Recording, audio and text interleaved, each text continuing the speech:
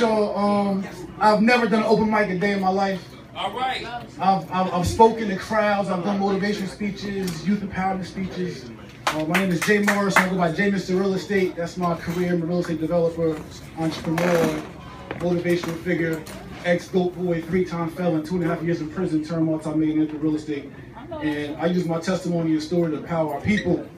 And about 18 weeks ago, after doing lots of youth empowerment, financial literacy throughout the country, I did a retreat in Mississippi, and where I was able to actually wake up in regards to our people and our situation. So I'm just letting the ancestors use me as a vessel to just speak, and whatever comes out, and hopefully I don't embarrass myself too bad.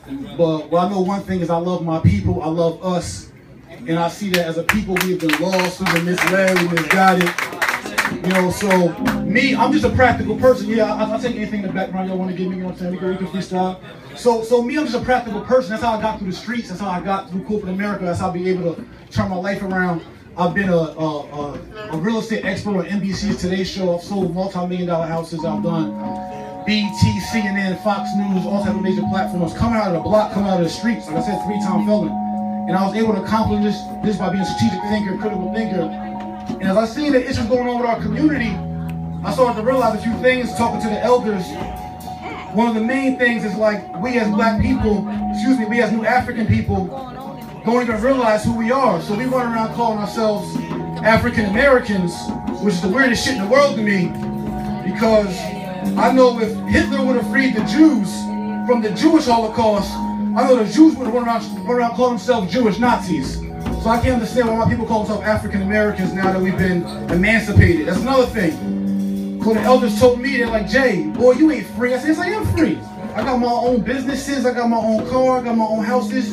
He said, that don't mean that you're free. So you're free as a person, but our people are not free. See, what we don't realize as new African people, I call us, is that we were emancipated from slavery, but we never were liberated. It's a difference. See, when you Google emancipate, it says to be free from physical bondage. Yes, we're unchained. But the African people that were enslaved here in America were never liberated.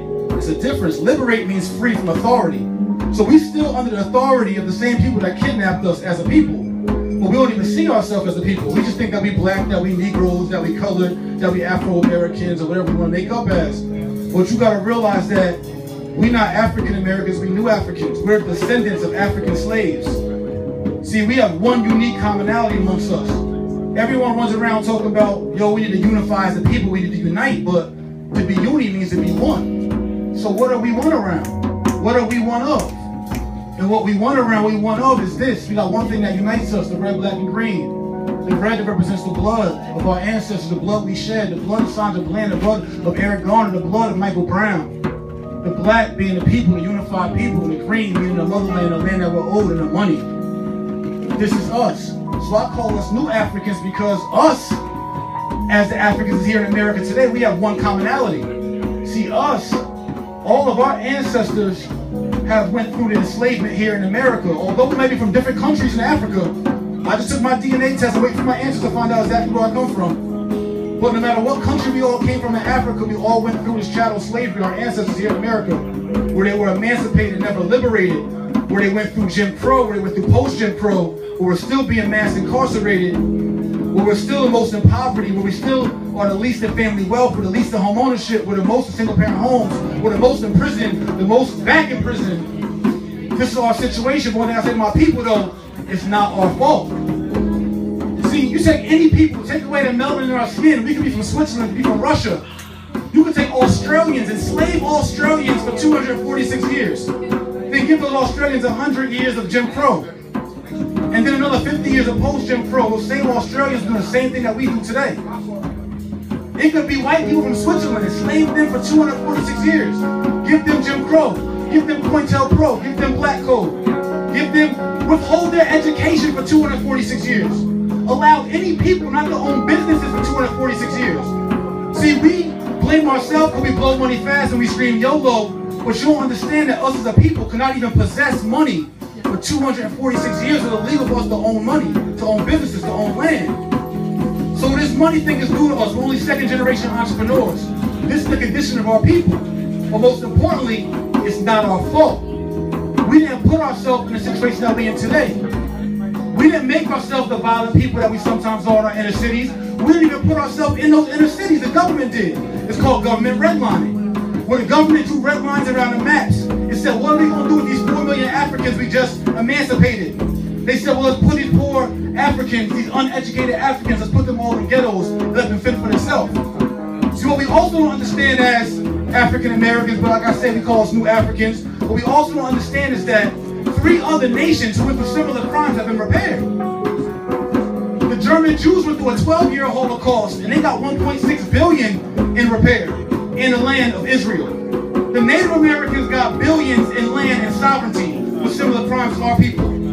And the Japanese Americans had 2 years in internment camps. And the Japanese American and their heirs got $1.6 billion. But somehow the new Africans, the African slaves who were emancipated, who were traumatized, who were beaten, who were raped, who were enslaved, got 0 in repair and made defense for themselves. So as I say again, it's not our fault. But now that we know it's not our fault, we know our current condition, we know we lead in poverty, we know we lead in violent deaths, we know our situation, we gotta repair ourselves now. So I just say this to us to wake up and for us to become unity, to become one, and understand who we are and who we're not. Who we're not Jewish Nazis, we're not African Americans, we're not just black. That demoralized what we've been through. It's not a black-white thing, it's a new African government thing. See, it's the American, I never say or blame white people for the condition that we're in. White people today can't control what their ancestors did, but we're still under the same government authority that kidnapped us, enslaved us, brutalized us, dehumanized us, demoralized us, and never repaired us. So I want you all to understand this is your wake-up call. If you've never been told before, everything I spit is just facts. This is a collaboration of things that I've learned over the last 18 months that has woke me up to make me understand that it's not about me or about wealth or about real estate or our own businesses, but it's about us as a people, what we've been through, a commonality, and where we're going. So we got to free ourselves. Thank you for having me. Peace.